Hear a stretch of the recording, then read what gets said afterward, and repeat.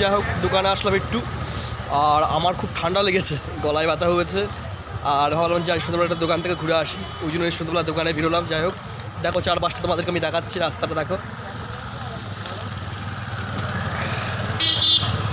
আর এত পরিমাণ ঠান্ডা লেগেছে মানে কি বলবো, প্রচণ্ড পরিমাণ ঠান্ডা লেগে গেছে। তোমরা আমার গলা শুনলেই বুঝতে পারবে, গলাটা ভেঙে গেছে পুরো।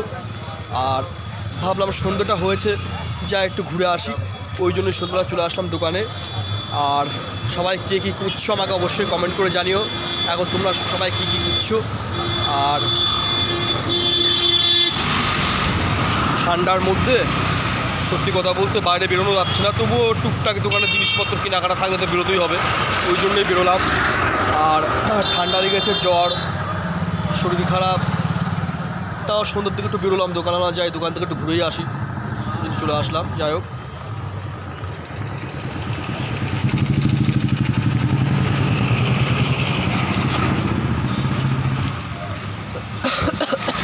কাশি হয়েছে, মানে এত পরিমাণ ঠান্ডা লেগেছে কি বলবো।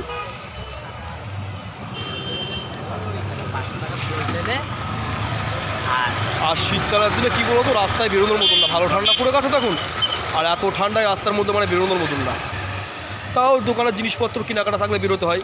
যাই হোক নেক্সট ভিডিওতে তাহলে দেখা হচ্ছে, বাই, সবাই ভালো থেকো। তাই যাই, বাড়ির দিকে যাই, একটু দোকান থেকে ঘুরে নিলাম। হ্যাঁ দোকানে একটু সন্ধ্যাবেলা আসি, একটু সন্ধ্যাবেলা থেকে দোকান থেকে একটু ঘুরে যাই। যাই হোক এবার হচ্ছে বাড়ির দিকে যাচ্ছি, কারণ সন্ধ্যার দিকে তো দোকানে রোজই আসি, সকালের দিকেও আসি, সন্ধ্যের দিকেও আসি, কারণ টুকটাক কিছু দোকানের জিনিসপত্র কেনাকাটা থাকে, সেগুলো করতে হয়, ওই জন্যই আসলাম।